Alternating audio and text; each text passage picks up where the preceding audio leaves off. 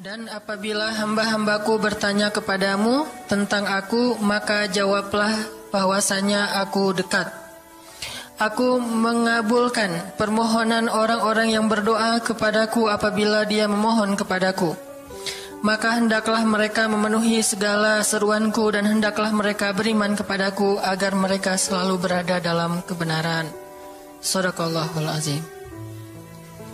Teman-teman yang dirahmati Allah Subhanahu wa taala, ayat ini adalah ayat kalau kita kasih judul ayat ini tuh janji Allah kepada orang yang berdoa. Janji Allah kepada orang yang berdoa. Makanya doa itu benar-benar senjata orang mukmin, melebihi senjata apapun yang dimiliki oleh seseorang. Paling dahsyat itu kalau punya doa.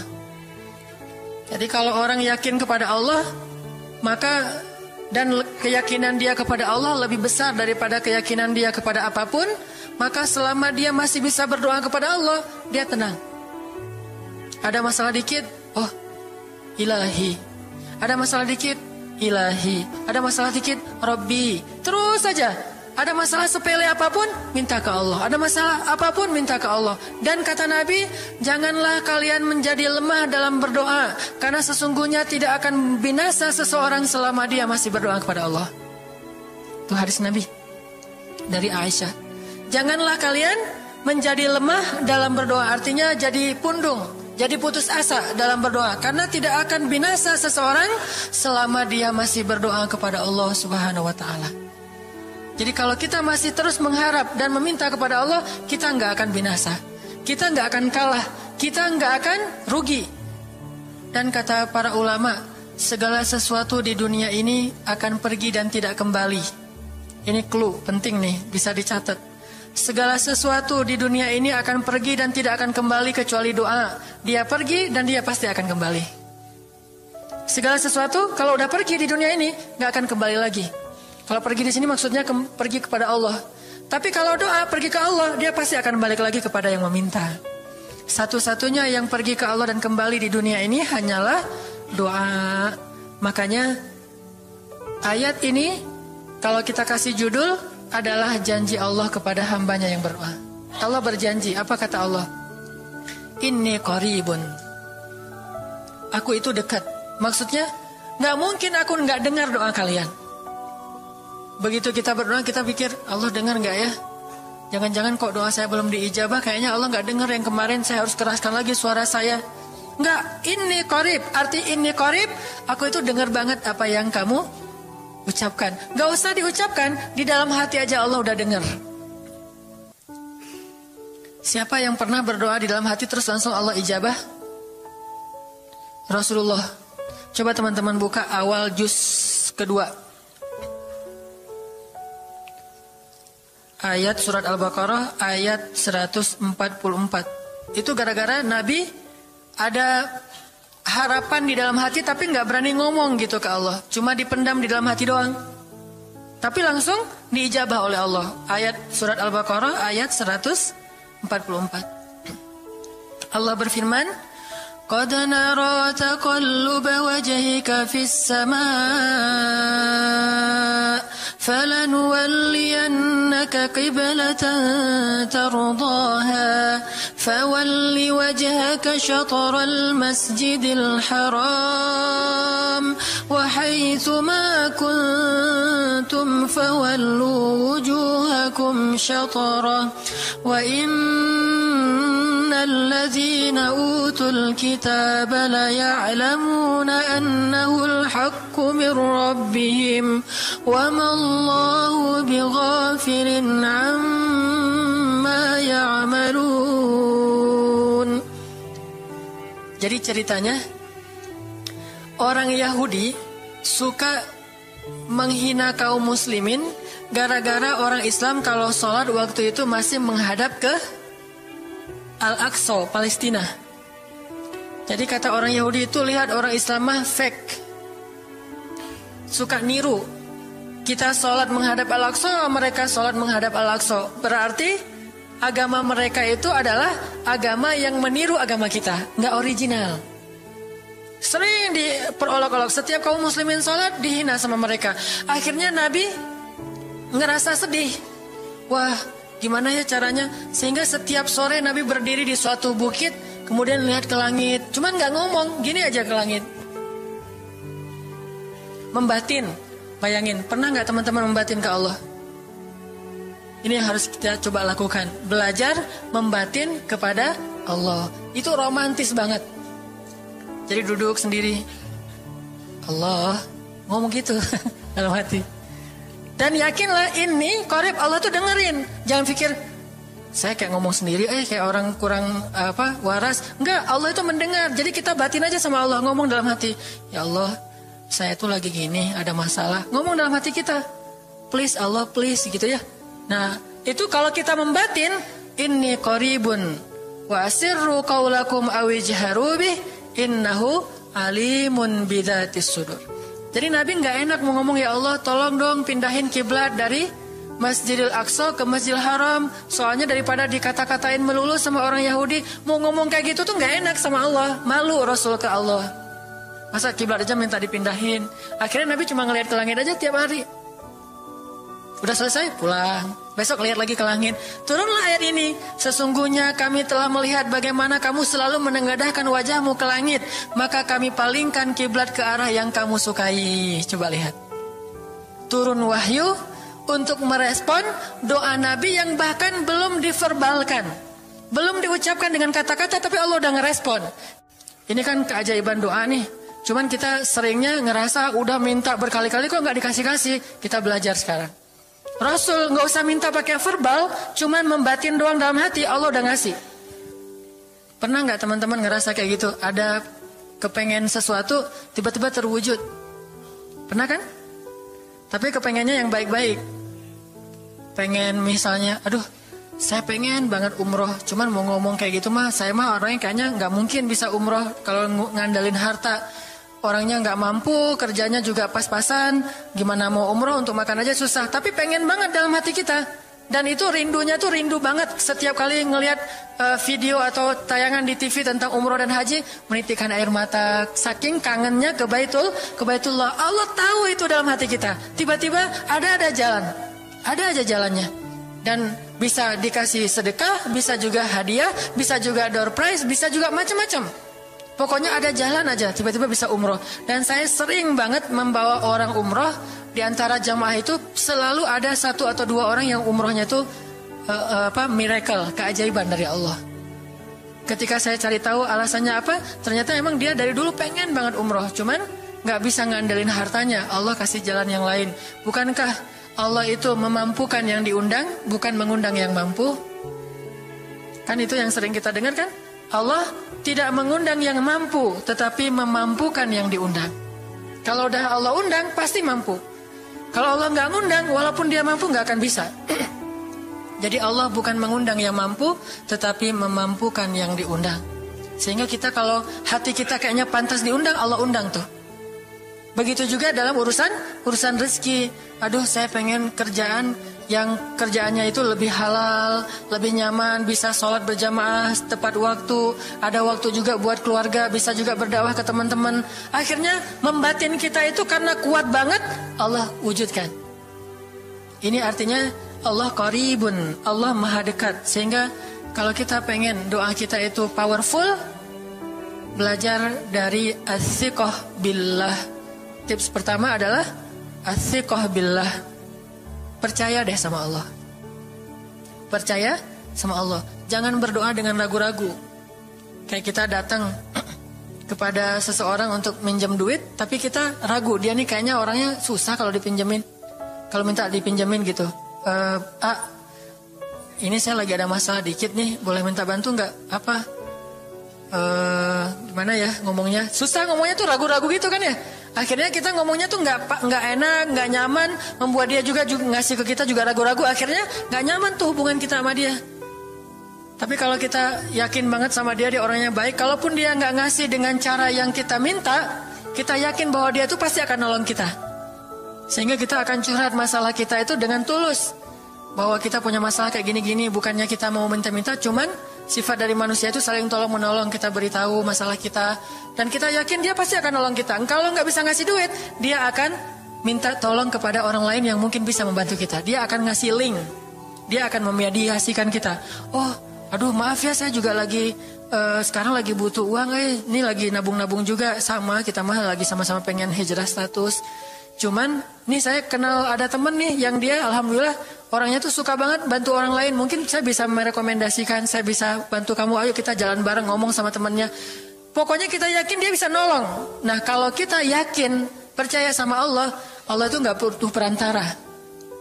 Allah bisa nolong kita dengan cara apapun. Walaupun takdirnya udah ditulis, kamu tuh gak akan punya istri sampai meninggal dunia. Ya Allah, masa gitu sih? Gak akan punya istri. Ya Allah, tapi gimana, masa saya mau hidup sendiri terus? Kamu gak akan punya istri, kata malaikat teh. Ini orang doanya, katakan malaikat dengerin doa kita ya. Kalau di hati malaikat gak tahu, tapi kalau di lisan kita doa, ya Allah, beri saya seorang suami yang benar-benar bisa mendidik agama saya. Kata malaikat, Neng, ganti doa yang lain aja tuh Neng. Itu mah takdirnya udah ditulis, Neng gak akan punya suami. Kata malaikat. Kita mah walaupun malaikat ngomong gitu, biarin aja. Ya Allah, Engkau Maha Rahman, Maha Wadud, Engkau bisa mengubah takdir. Kata malaikat, ya juga sih, cuman takdirnya udah ditulis Neng. Ya Allah, terus aja tiba-tiba tok, Assalamualaikum, Waalaikumsalam. Ayahnya nemuin, ternyata pas kita nguping dari kamar, wah itulah calon pangeran kita yang datang untuk melamar kita, calon raja, calon imam. Malaikat heran-heran, wah subhanallah nih si Enang ini gak putus asa dalam meminta. Kita juga gitu, doa aja terus. Walaupun takdirnya sudah ditulis, karena Allah bisa mengubah takdir lewat doa dan harapan. Masih ingat cerita seorang ibu di zaman Nabi Musa dulu? Yang datang kepada Nabi Musa bilang, ya Nabi Allah, ya Kalim Allah, saya gak punya anak, udah tua kayak gini, bisa gak ya? Saya minta tolong Nabi Musa doa kepada Allah supaya saya punya anak. Kata Nabi Musa, bisa aja sih, nggak apa-apa ibu. Ya udah saya doain, ya Allah, ini ada ibu minta anak. Kata Allah, ya Musa bilang ke dia nggak akan punya anak, itu sudah takdirnya. Kata Nabi Musa, ibu maaf, udah ada jawaban nih dari Allah. Gimana ya Nabi Musa? Allah bilang takdir ibu nggak akan punya anak. Oh gitu ya, ya udah deh pulang. Sampai di rumah, ya Rahim, ya Rahim. Doa aja terus. Besok datang lagi. Karena dia pengen tahu kabar dari langit. Nabi Musa itu bisa bicara ke langit. Ya Nabi Allah, saya mau tahu nih. Kira-kira Allah sudah memperkenalkan belum ya permintaan saya? Permintaan apa? Pengen punya anak. Tapi kan kemarin udah. Kata Allah takdirnya gak akan punya anak. Ya coba aja dulu sekali lagi. Siapa tahu sudah mau. Sekarang Allah memperkenankan. Wah ini benar-benar dia husnuzan sama Allah. Sikoh, percaya sama Allah. Gak percaya kepada yang lain, percaya sama Allah aja. Nabi Musa karena udah terus aja direngekin minta gitu. Nabi Musa bilang, ya Allah, ini ada ibu yang kemarin, gimana dong ya Allah? Kata Nabi Musa, kata Allah, ya Musa, takdirnya dia gak akan punya anak. Bilang sama dia, ibu udah terima aja takdir ibu gak akan punya anak. Oh ya, pulang lagi. Ya Rahim, terus aja sepanjang malam, sepanjang hari doa. Berhari-hari datang lagi kepada Nabi Musa. Ya Nabi Allah, udah berubah belum? Udah mau belum Allah ngasih saya anak? Kan udah kemarin takdirnya, tapi coba lagi sekali lagi aja. Nabi Musa minta lagi ke Allah, kata Allah masih yang sama, pulang lagi. Gak datang-datang lagi ke Nabi Musa. Setelah beberapa bulan, datang-datang bawa bayi. Assalamualaikum, udah semangat sekarang, beda gitu ya. Kalau dulu Assalamualaikum, melas gitu ya. Sekarang Assalamualaikum, hai Musa.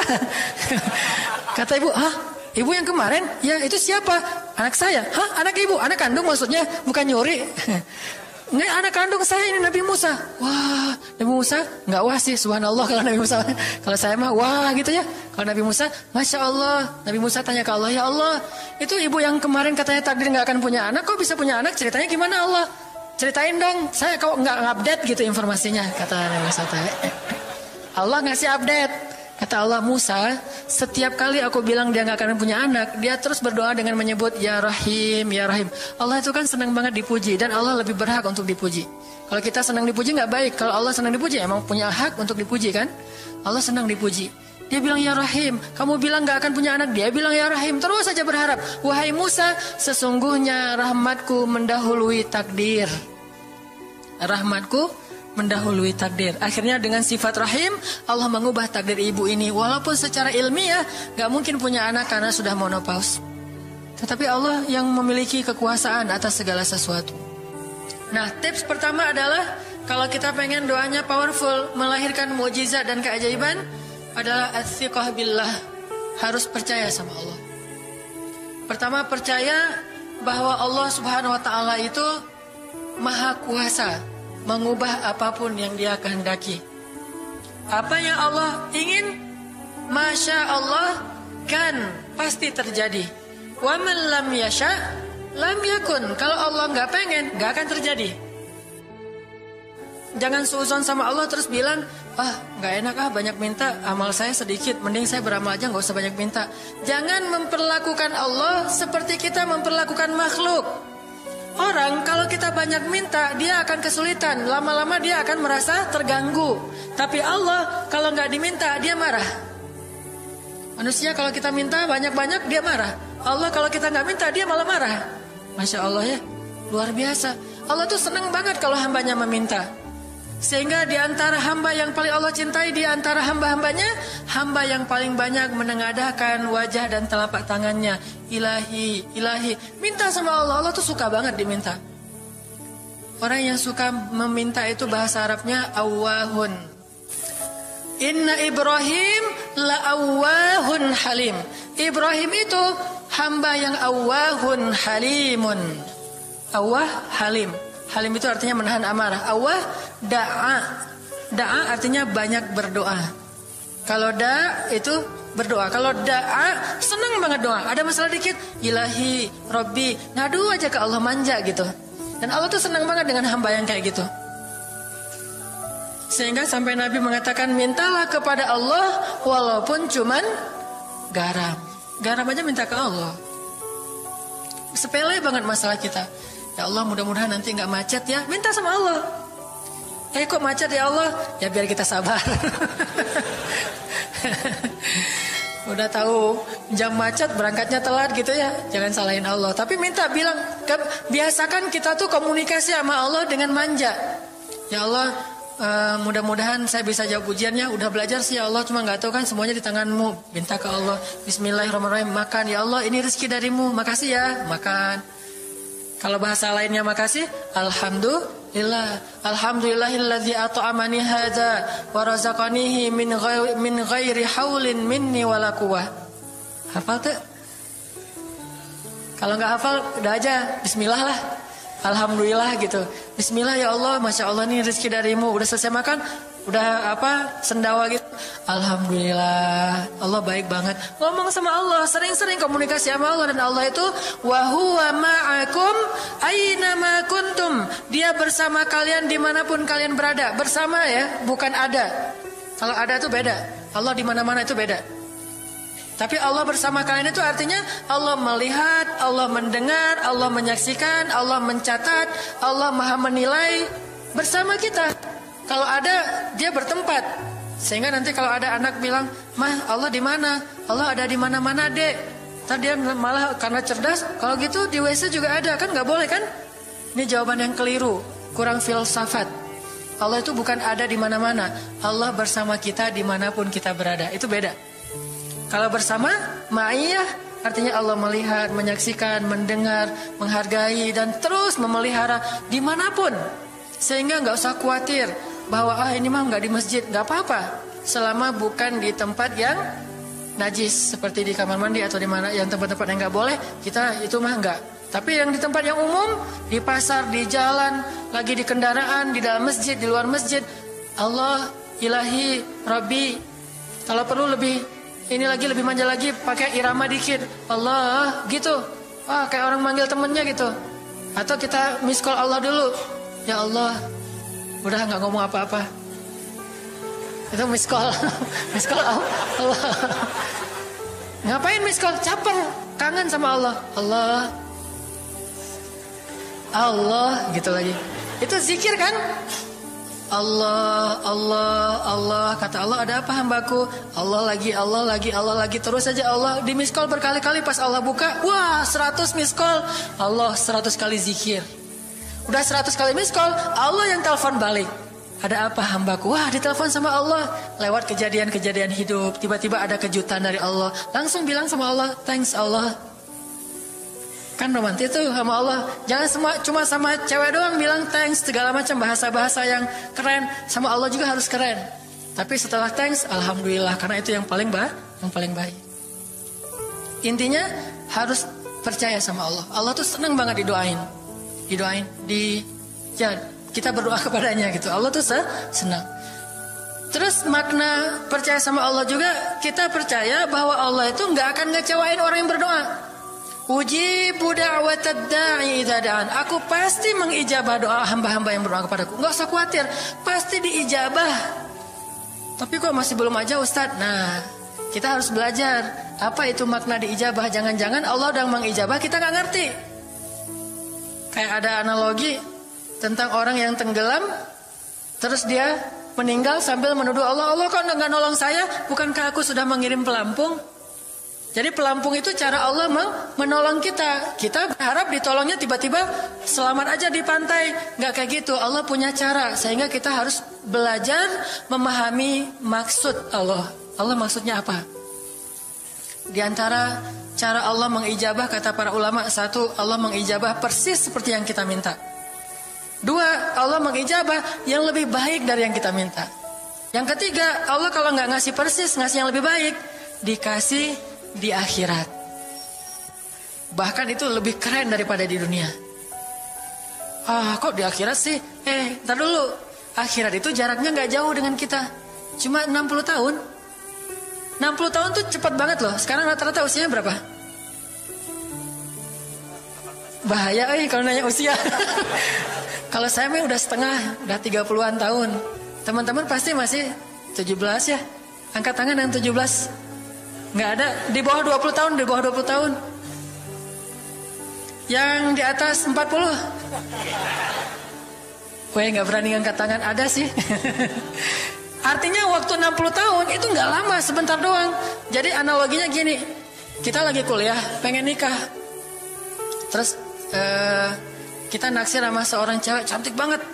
Dan saking cantiknya sampai kita cuma bisa bermimpi. Wah, saking cantiknya kayaknya nggak mungkin banget buat kita. Tiba-tiba ayahnya bilang, Dek, kamu senang sama anak saya? Yang mana Pak? Masih nanya yang mana? Takutnya yang tadi kebalik. Ini yang lagi kuliah yang namanya si Fulanah misalnya. Sebutlah namanya Nisa apa gitu ya. Terus dia bilang, boleh Bapak setuju kamu nikah sama anak saya. Tapi ditunda dulu sampai kamu lulus kuliah. Kita senang gak tuh? Sampai lulus kuliah, gak apa-apa. Masa kita mau bilang, gak mau Pak kalau lulus kuliah, mending gak usah deh, saya mau yang sekarang. Pasti gak gitu kan? Karena kita tahu ini cantik banget, keren banget, soleha banget, idola banyak cowok-cowok di kampus, dikasih buat kita. Syaratnya cuma satu, tunggu lulus kuliah 4 tahun lagi. Pasti kita akan sabar banget menanti tuh. Gak mungkin kita bilang, Pak, Bapak kalau nawar yang serius dong, 4 tahun mah lama tuh Pak. Yang kedua, tips supaya doa kita powerful. Kalau doa sama Allah itu yang romantis. Bahasa Arabnya munajat, curhat sama Allah. Dan doa itu ibadah, bukan sekedar permintaan, bukan cuma request, tapi ibadah. Jadi kalau orang rajin doa sama Allah itu akrab sama Allah. Dan kalau akrab jadi romantis sama Allah, enak gitu, hubungannya dengan Allah tuh adem banget, nyaman banget. Pas dia berdoa, Ilahi, gini ngomong kayak Nabi Zakaria yang tadi di surat Maryam pas sholat rakaat kedua. Apa kata Zakaria? Ini bentuk curhatnya Zakaria. Qala rabbi inni wahana al-'azmu minni washta'ala ar-ra'su shayba wa lam akun bidu'aika rabbi syaqiyya. Nabi Zakaria doa romantis, suaranya pelan. Wadhkur fil dzikru rahmati rabbika 'abdahu Zakaria idz nada rabbahu nidaan khafiyya. Nidaan khafiyya. Zakaria tuh kalau doa tuh lirih banget suaranya. Lembut banget. Jadi duduk sendiri, Ilahi ya Allah. Bersenandung seperti Nabi Daud. romantis sama Allah. Bukan, ya Allah, itu mah doa khusus untuk perang itu mah. Doain Palestina, doain Suriah itu harus tegas. Kayak Nabi kalau berdoa itu dengan menelunjuk. Kadang Nabi mengangkat tangan, kadang Nabi mengangkat kedua tangan sampai tinggi, kadang Nabi nggak mengangkat tangan, kadang Nabi memakai telunjuk. Semuanya itu sunnah. Jangan kita saling debat masalah, oh nggak boleh angkat tangan. Kadang Nabi mengangkat tangan, kadang Nabi tidak mengangkat tangan. Kadang Nabi malah menunjuk gini. Kalau urusannya bab perang, biasanya gini. Ya Allah, bukan nyuruh Allah ya. Beda kesannya nelunjuk Arab dengan nelunjuk Indonesia. Kalau Arab, ngapain lo nunjuk-nunjuk gue? Kan gitu ya. Kalau Allah mah nggak kayak gitu. Allah pakai bahasa Arab, jadi pakai filsafat Arab. Nelunjuk itu maknanya sangat berharap dan tegas gitu. Jadi kita doa pelan.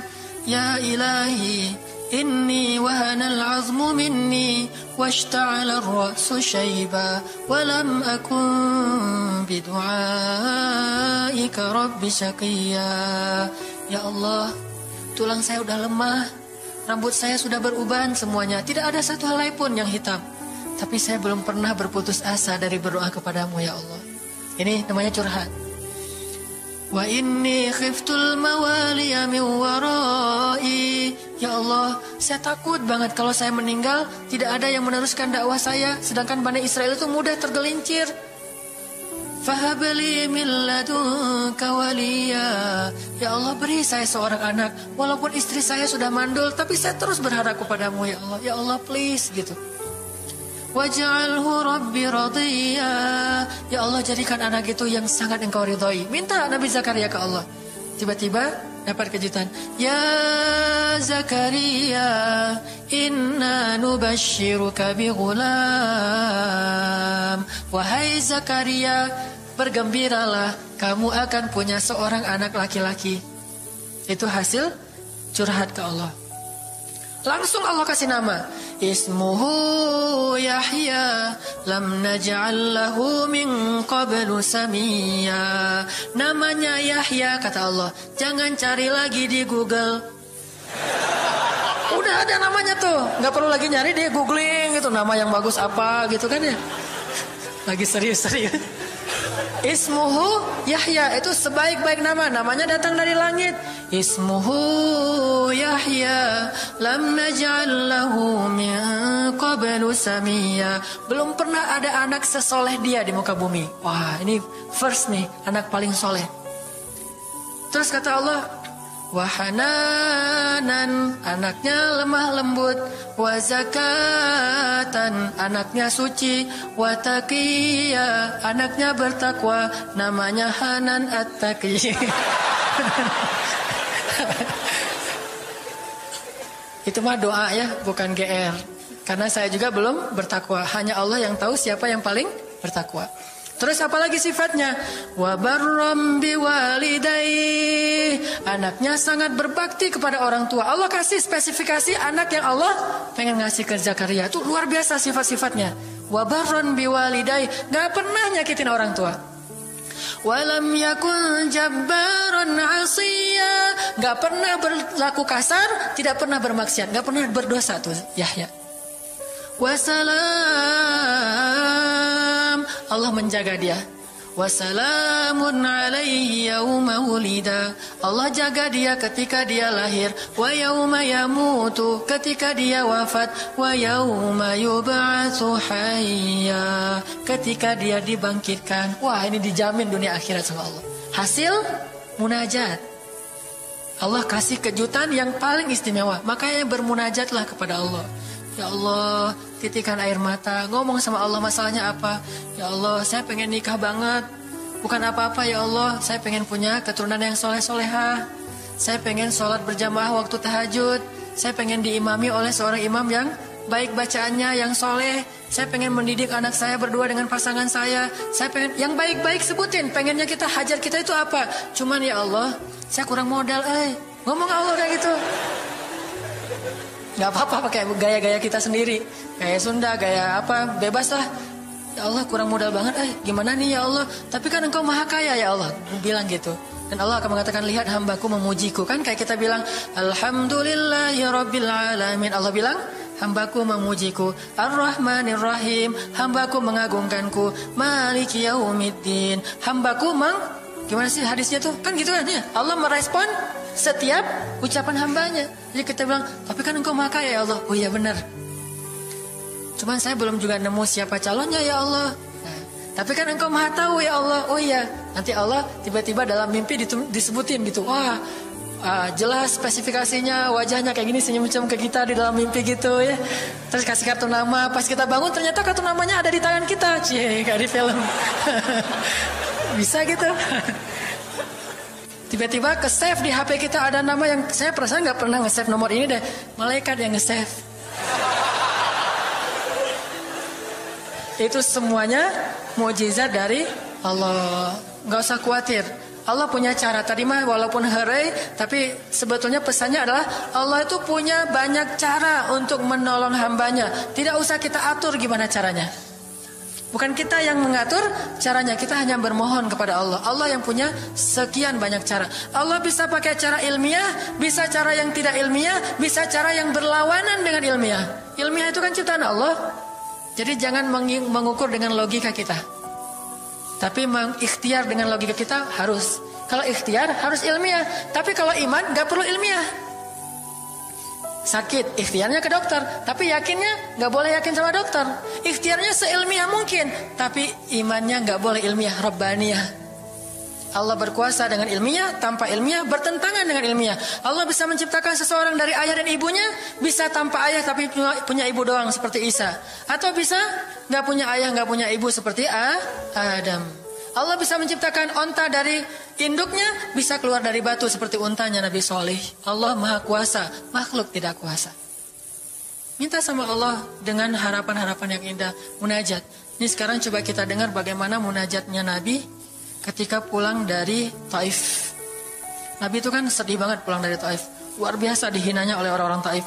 Di antara penghinaan orang Taif yang masih terekam oleh sejarah itu, orang Taif mencemooh Nabi dengan mengatakan, emangnya benar kamu itu, emangnya benar Allah mengangkat kamu jadi nabi? Itu dihina gitu. Muhammad, beneran gitu Allah mengangkat kamu jadi nabi? Kayak gak ada orang lain, kata orang Taif. Terus ada lagi yang bilang, Muhammad, kalau kamu itu seorang nabi, saya tidak berani ngomong sama kamu, nanti saya terkutuk. Tapi kalau kamu bukan nabi, pendusta, ngapain juga saya ngomong sama kamu? Jadi mending gak usah ngomong aja daripada ngomong dengan pendusta. Intinya dia gak mau ngomong sama nabi, tapi meracau. Dia bilang, kalau kamu nabi, kalau saya berdebat kamu, saya akan dikutuk. Kalau kamu bukan nabi, berarti kamu pendusta. Ngapain juga saya berdebat sama kamu, menghina. Ada yang bilang, "Hei Muhammad, pergi kamu, jangan dekat-dekat dengan kampung kami." Disuruh anak kecil mengusir Nabi. Bayangin, bagi orang semulia Rasulullah diusir oleh anak kecil, dikejar-kejar pakai batu kerikil, dilemparin. Itu luar biasa, berat banget perasaan beliau. Sama anak kecil, sama perempuan, sama budak-budak. Yang laki-lakinya tuh hanya bersorak di belakang. Perempuannya, bagi orang Arab, dihina oleh perempuan. Itu luar biasa penghinaannya. Makanya di Mesir, pengalaman saya ketika di Mesir, orang Mesir itu paling takut sama cewek. Di pasar kalau ada ibu-ibu yang belanja, Mang, bungkusin yang ini. Dibungkusin. Gak jadi deh, yang itu aja. Ya, bungkus lagi. Kayaknya, gak jadi yang itu aja. Sampai 3 kali, si emangnya gak boleh marah. Kenapa? Cewek. Itu di Mesir tuh. Kalau di kita, wah udah habis itu. Gak usah cewek yang sebaya, ibu-ibu aja bisa dihina di kita kan ya, nggak menghormati orang tua. Kalau di Mesir, perempuan apalagi yang udah umur usia orang tua itu sangat dimuliakan. Naik bus gitu, ada ibu-ibu orang Mesir kan gede-gede tuh, naik bus. Ya naik bus aja, naik damri gitu susah. Akhirnya barang-barangnya pada diambil sama orang-orang di dalam. Dia naik sendiri. Bismillah, Masya Allah. Gitu-gitu orang Mesir teh kalau lagi naik damri. Pas sudah di atas, semua orang berdiri mempersilahkan dia pilih tempat duduk yang mana. Itu budaya yang mungkin di Singapura juga pas saya ke Singapura kayak gitu. Tapi kok di Indonesia agak-agak jarang nih. Sering ada laki-laki muda duduk di halte atau di mana tempat-tempat umum. Sementara di sebelahnya ada ibu-ibu yang gendong anaknya. Tapi nggak ada tempat duduk. Di mana rasa malu dan rasa penghargaan terhadap perempuan. Makanya kalau sampai seorang ribut dengan perempuan di tempat umum, itu di Mesir aib banget. Jadi kalau kita ramai sama seorang cewek atau seorang ibu-ibu di tempat umum, pasti orang-orang Mesir akan marahin kita. Nggak marahin dia, walaupun dia yang salah. Ya am, aib kata orang Mesir. Hei, aib jangan kayak gitu, aib jangan kayak gitu. Tapi kalau kita berantemnya sesama laki-laki, dia akan bilang sallu ala nabi, salawatlah kepada nabi. Kayak gitu cara mendamaikan pertengkaran di Mesir. Dan menurut survei kecil-kecilan saya, orang Mesir itu paling sering bertengkar di bus kalau lagi bulan puasa. Lapar soalnya. Itu sering banget, asal bulan puasa ramai di bus. Wah, orang Mesir kan suaranya kencang ya, kayak singa gitu. Wah, ramai di jam 2 orang. Akhirnya yang lain bilang sallu ala nabi, langsung sallallahu alaihi wasallam. Lagi. Tapi dia sempat salawat dulu. Kalau di kita kan apaan sih? Nggak ada hubungannya juga, nggak nyambung, keles gitu. Kalau di Mesir mereka paham. Kalau dibilang nabi, langsung mereka menghargai sallallahu alaihi wasallam. Terus marah lagi. Ya amin, sallu ala nabi, sallallahu alaihi wasallam. Lagi. Kadang-kadang saking marahnya, sallu ala nabinya sambil marah, sallallahu alaihi wasallam. Saya bilang juga. Jadi sampai ada yang bertengkar 2 orang disikapin dengan bijak. Orang Mesir kalau marah tuh suka bilang keledai. Ya Ahmar, wahai keledai gitu. Terus yang orang bijak ini kayaknya educated, dosen gitu kayaknya. Dia bilang, namanya ada keledai selain engkau di sini? Terus dia bilang, nggak ada. Ada. Apapun jawabannya salah. Namanya ada keledai selain kamu di sini. Kalau dia bilang nggak ada, berarti emang kamu sendiri. Kalau dia bilang ada, berarti kamu juga keledai. Cerdas ya, luar biasa nih di Mesir. Saya dapat banyak luar biasa pengalaman. Intinya apa? Perempuan yang mengusir Nabi di Taif, perempuan, anak-anak, budak. Coba gimana perasaan Nabi? Itu benar-benar nelangsa banget, sedih banget. Begitu turun dari Taif, Nabi SAW kemudian istirahat. Habis dikejar-kejar dari pagi sampai sore di kebun kurma, Nabi lagi istirahat. Terus Nabi berdoa. Nih doanya saya bacain ya. Wahai Robku,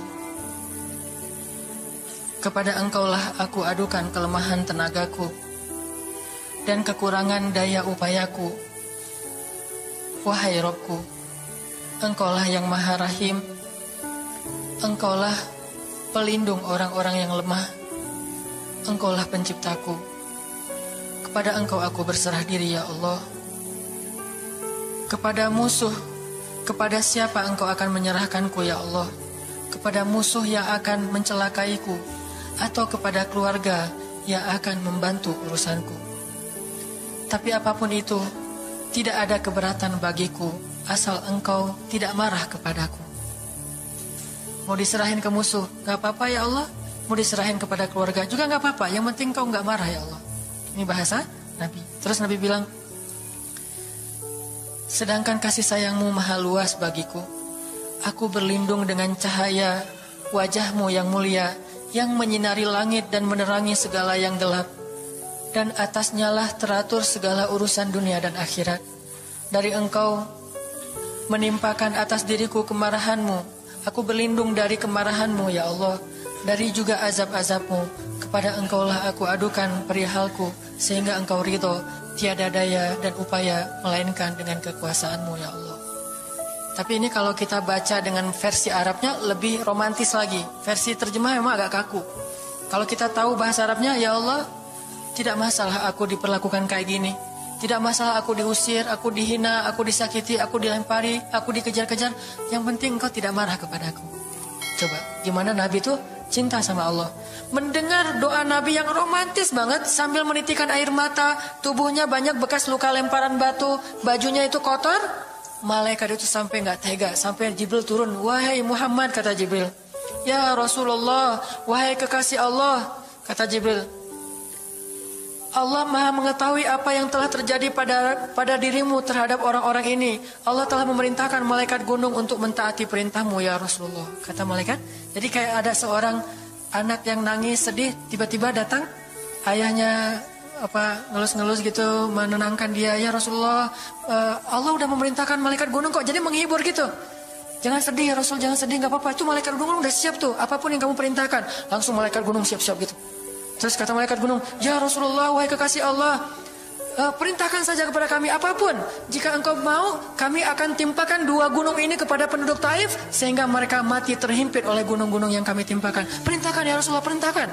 Kata Rasulullah, tidak wahai para malaikat.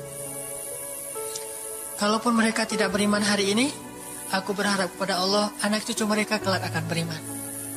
Nabi gak sakit hati kepada orang Taif. Dan Nabi juga tidak marah kepada Allah ketika beliau diperlakukan oleh hamba-hamba Allah kayak gitu. Tetapi yang penting Allah jangan marah sama saya ya, kalau bahasa kita mah. Ya Allah maaf ya saya jadi kayak gini nih, tapi Allah gak marah kan? Gitu banget tuh sama Allah coba. Dia udah habis-habisan, kemudian belum berhasil dakwahnya, masih takut sama Allah. Kayak kita ngedakwahin teman kita, terus kita dicela sama teman kita, dimusuhi oleh teman kita gak marah sama dia, gak marah sama Allah. Gak bilang, Allah itu sih susah ya dakwah, gak ngomong kayak gitu. Ya Allah maaf ya dia belum menerima dakwah saya, ini pasti karena saya gak benar nih nyampainya. Ya Allah jangan marah ya sama saya, besok saya coba lagi gitu sama Allah. Terus ke orangnya gak marah karena mungkin dia fa'innahum la ya'lamun, mereka tidak mengerti. Besok akan dicoba lagi, didakwahin lagi, diajak lagi, terus aja kayak gitu. Ini munajat Nabi kepada Allah SWT. Sehingga gara-gara munajat itu malaikat turun. Sama kayak munajat curhatnya Nabi Yunus. La ilaha illa anta subhanaka inni kuntu minadh zalimin. Subhanallah. Nabi Yunus tuh bermunajat di dalam perut ikan, lirih banget, suaranya tuh pelan banget. Tapi suara yang pelan itu menggetarkan arasy Allah Subhanahu wa taala. Kita udah teriak-teriak pakai mic, gak ada yang bergetar. Nabi Yunus kalimatnya sederhana, tetapi dari hati banget. Benar-benar curhat. Ya Allah, tidak ada ilah selain Engkau. Aku ini udah zalim terhadap diriku sendiri. Ya Allah maafin saya, maafin saya. Subhanallah, subhanallah, Engkau maha suci, saya ini kotor. Engkau maha suci, saya ini kotor. Terus saja sampai suara Nabi Yunus di dalam perut ikan, di dalam laut yang dalam itu, menggetarkan arasy Allah di langit ketujuh. Tiba-tiba malaikat arasy bertanya, suara siapa ini ya Allah? Begitu indah, begitu lembut, meminta ampun kepadamu ya Allah. Kata Allah, itu suara hambaku Yunus. Apa yang dia minta ya Allah? Dia minta ampun kepadaku. Ya Allah please ampunin dia ya Allah please. Kata malaikat-malaikatnya. Semua malaikat meminta ampun untuk Yunus alaihissalam. Sehingga kemudian Allah mengatakan, ya sudah aku ampuni dia. Tiba-tiba Nabi Yunus diselamatkan. Curhat sama Allah. Kalau ada masalah bilang ke Allah. Apapun, ya Allah. Duduk sambil bersandar di pohon. Ya Allah, coba buka surat Al-Qasas. Gimana Nabi Musa itu suka curhat kepada Allah. Surat Al-Qasas, surat 28 ya. Ayat ini ya. Ayat 16 coba. Ketika Nabi Musa nggak sengaja bunuh orang Kipti, Egyptian. Rabbi, ini zalamtu nafsi, faghfirli ya Rabbi. Ya Rabbi, saya tuh udah zalim, maafin saya ya Allah, ampuni saya. Ada masalah dikit, ngomong ke Allah. Habis ada kesalahan, ngomong ke Allah. Terus dia bilang lagi, Rabbi ayat 17, bima an'amta alayya falan akuna zahiran lil mujrimin. Ya Allah, janganlah engkau jadikan aku termasuk orang-orang yang berdurhaka atau berbuat dosa. Udah. Terus ada masalah lagi. Nabi Musa diusir dari Mesir, dikejar-kejar sama tentara Firaun di ayat 21. Apa kata Musa? Rabbi, najjini minal qaumiz zalimin. Ya Rabbi, selamatkan saya dari orang-orang yang zalim. Ngomong lagi ke Allah. Udah Nabi Musa pergi sekarang. Kemana perginya? Dari Mesir ke Yordania, Madian kalau bahasa dulu. Pergi tuh. Begitu pergi ke Madian, bilang lagi ke ayat 22. Asa Rabbi ayyahdiyani sawa asabil. Mudah-mudahan Allah kasih saya jalan ya. Ya Allah, tunjukin dong saya jalan harus kemana nih. Saya nggak tahu harus kemana larinya. Allah tunjukin. Jalan sampai ke Madian. Begitu udah selesai adegan menolong dua orang perempuan yang sedang memberi minuman ternak. Nabi Musa capek kan? Udah seharian jalan, kemudian kurang makanan, sendiri, nggak jelas negeri yang beliau tuju. Akhirnya beliau bersandar di sebuah pohon di ayat 24. Terus beliau mengatakan, Rabbi, inni lima anzalta ilayya min khairin faqir. Ya Allah, saya butuh banget kebaikan darimu ya Allah. Saya sekarang lapar, saya haus, saya nggak punya tempat tinggal. Saya sangat butuh kepada kebaikan darimu. Bilang ke Allah. Tiba-tiba habis doa kayak gitu, datanglah cewek itu dengan malu-malu kan. Ayat berikutnya, ternyata cewek itu adalah bakal jadi istri Musa. Jadi kalau ada apa-apa bilang ke Allah. Gak sengaja ngelihat Instagram, oh ada yang cantik, Rabbi, yang ini nih, yang saya gak sengaja gitu. Tapi jangan dikepoin ya, dan jangan terlalu lama ngelihatnya, sekilas saja. Atau minimal kalau nggak yang ini, yang kayak gini ya Allah, ya Allah, gitu. Ngomong nanti ketika selesai sholat. Makanya banyak-banyak doa sama Allah. Dan yang romantis, yang lembut, banyak-banyak berzikir. Jadi sebelum doa itu tasbih dulu. Tasbihnya dengan bahasa yang kita nyaman. Subhanallah, subhanallah boleh. Atau dinyanyikan juga nggak masalah dengan suara yang baik. Bukankah Nabi menyuruh kita menghiasi Al-Quran itu dengan suara kita? Dan diantara isi Al-Quran adalah zikir. Kita bisa bilang Subhanallah, Subhanallah, Subhanallah. Coba kayak gitu malam hari sendiri. Pasti orang yang lewat dekat rumah kita bakalan lari gitu ya, dikirain ada suara. Malam hari zikir di kos-kosan gitu. Pada teman-teman pada kabur semuanya. Dikirain ada yang gentayangan. Subhanallah, Subhanallah, Subhanallah. Jadi kalau teman-teman bersiullah dengan zikrullah. Daripada kita bersiul dengan lagu-lagu yang misalnya hanya irama biasa kan ya. Saya udah gak hafal ya lagu-lagu terbaru. Yang dulu-dulu mah yang saya tahu paling kau hancurkan hatiku, hancurkan ya. Nah gitu aja bersiulnya di mobil, kau hancurkan hatiku. Mending kita Subhanallah, Subhanallah, Subhanallah, Subhanallah, Subhanallah, Subhanallah. Biasain aja bersiul dengan nama Allah. Itu namanya miskolin Allah. Sehingga nanti Allah akan melihat, wah ada hambaku nih menyebut-nyebut nama aku kan, di miskol tuh caper dulu. Udah gitu baru ya Allah, baru minta sama Allah. Jadi, kalau kita mau munajat, mau romantis, mau curhat sama Allah, sebut nama Allah, agungkan kebesaran Allah, berselawat kepada kekasih Allah yaitu Rasulullah sallallahu alaihi sayyidina Muhammad. Mau pakai sayyidina mangga, enggak pakai sayyidina mangga, yang penting jangan ribut bab sayyidinanya. Mau doa aja, enggak ada tuh sayyidina, rame kan? Gak berdoa ada jadi debat kan ya, komen, udah aja nggak masalah. Mau pakai sayyidina mangga, enggak pakai sayyidina juga nggak masalah, tergantung mazhab. Ada yang nyaman harus pakai sayyidina karena saya cinta sama Rasulullah. Ada yang nyaman saya justru karena cinta sama Rasulullah, nggak mau nambah-nambah kayak gimana Nabi mengucapkan aja, mangga. Yang penting salawat. Allahumma sholli ala Muhammad, Allahumma sholli ala sayyidina Muhammad. Baru minta, ya Allah saya lagi ada masalah gini nih ya Allah, sebutin, curhat sama Allah. Dengan demikian doa kita akan diijabah insya Allah. Tapi ini baru berapa nih? Baru 2 ya. Ada beberapa tips untuk doa yang powerful. Insya Allah ini akan kita lanjutkan pada pertemuan yang akan datang. Gak usah terburu-buru, yang penting bisa diamalkan.